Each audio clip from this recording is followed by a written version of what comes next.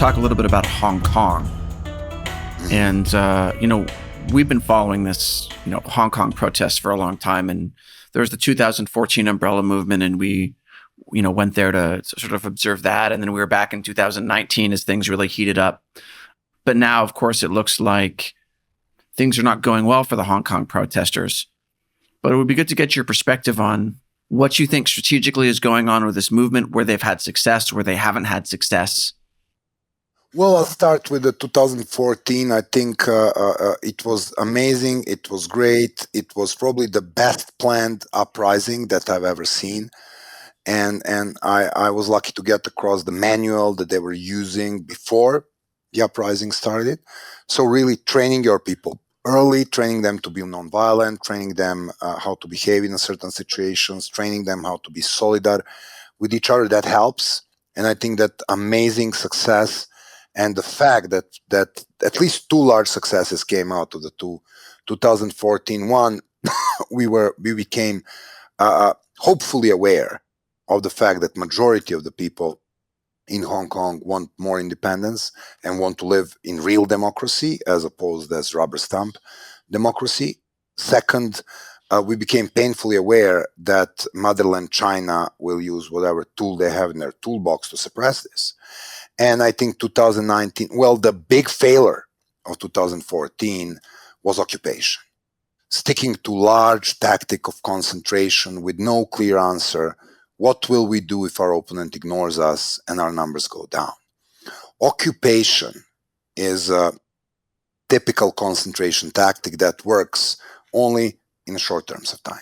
So these type of tactics should be used to put the pressure on a limited number of the people or the institutions over the limited amount of time. Why?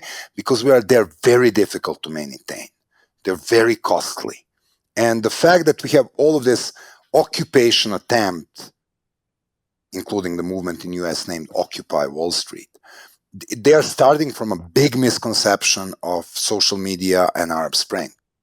Because people have seen other people occupying symbolic public places in Cairo, for example, they thought all we need to do is come on a square, sit there for 14 days, and immediately M&M chocolates will start falling from the sky.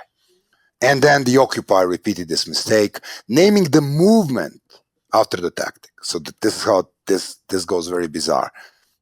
And then the occupation in Hong Kong, without thinking, okay, we have all these local businesses supporting us. Now, what will happen after 15 days? Their shops are closed. 20 days, they're losing money. So taking a look into consequences of your tactics and discussing what may go wrong before you get engaged into it is a very important strategic planning component.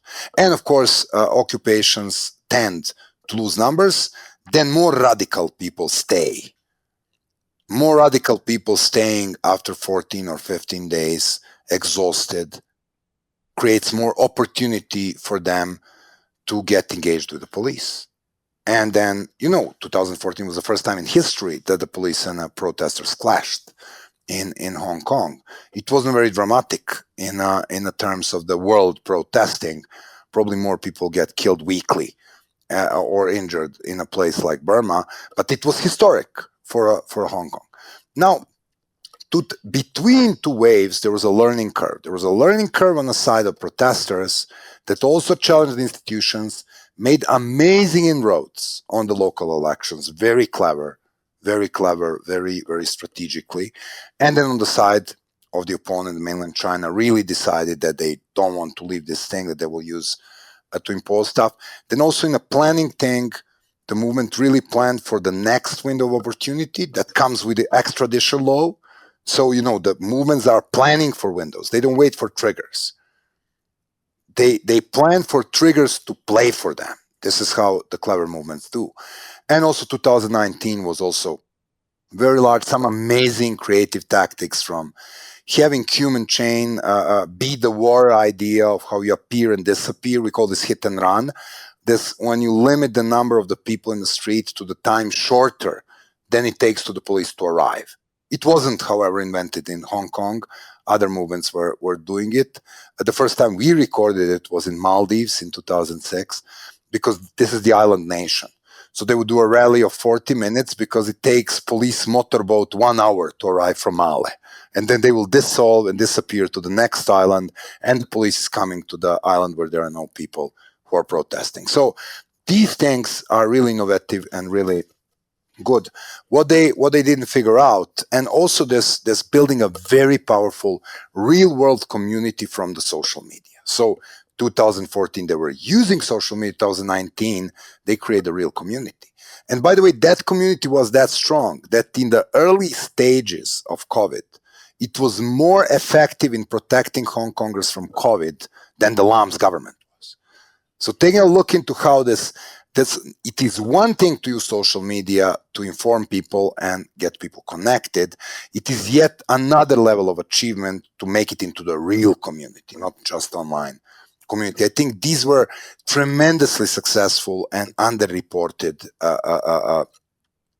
achievements, if you want, of this movements. However, the radical flank, the fact that they had number of the people ready to engage with the police, the fact that they were reluctant or incapable to limit this interaction, that that also comes from the nature of the movement. So it's very different from Outpour. And that plays 999 playbook, 2019, 20 years brought a lot of differences between how the movements were structured. And yes, being decentralized and being online was a must for Hong Kongers, because they are facing the powerful opponent that will go after leaders and jail them and incapacitate them to participate in the movement. But in the same time, the decision-making process is very diffuse, and it's very difficult to exercise the orders and the decision if you rely only on networks and not on the organization. So within the Outpour movement, it was a conscious decision to deal with the radical flank. It was a conscious decision brought by a number of people, namely 11 of them in Belgrade and 60, 70 of them representing local branches. This is how the Outpour was making its decisions. It had two levels of deciding the thing. And then our collective decision was, we don't want soccer fans on our events.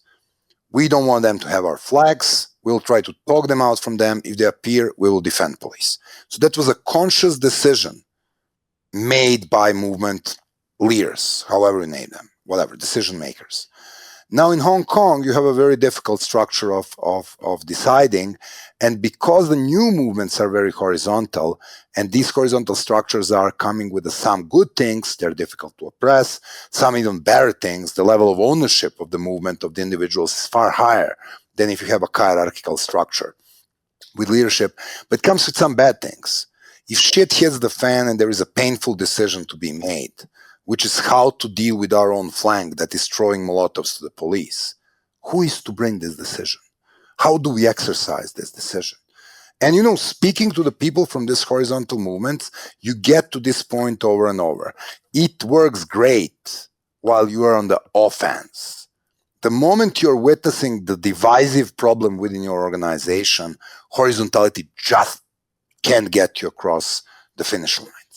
You need somebody to lead, you need somebody to take responsibility, and then you need somebody to exercise this decision. So I think incapability to deal with this more radical flank actually gave ammunition, and where the PR ammunition or opportunity to really oppress people on the ground to the police of Hong Kong and mainland China.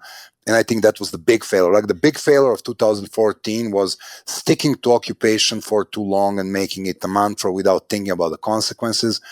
Total horizontality, insisting on equality, and incapability to deal with the radical flank were probably the most painful mistakes of 2019. But it also came with a big revelation.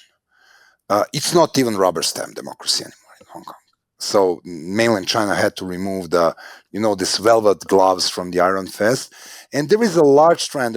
Next week, there will be a big research in Atlantic magazine done by Anne Applebaum, how more and more countries, unfortunately, because they feel more confident in their authoritarianism, because they are less challenged by international community, or because they are a lot more skilled in censorship and propaganda, they're removing the velvet gloves. You've seen more and more, we call this Maduro effect. So this is, you have a Venezuela, the country with natural and human resources, that can be probably among the top 10 countries in the world. I mean, they have more oil than Libya. In the same time, we are talking about a country with 3 million refugees, rampant hyperinflation, actually on the lowest 10 countries there. So if you are an elite ready to risk to become a real failed state, it's called the Maduro effect, and then you're ready to use military or whatever against your own population only to stay in power, then we're looking into a very nasty game in which people will leave, country will deteriorate either to tatters or a civil war like Libya or Syria. And then in the same time, but you will be still in power. That's the only thing that matters.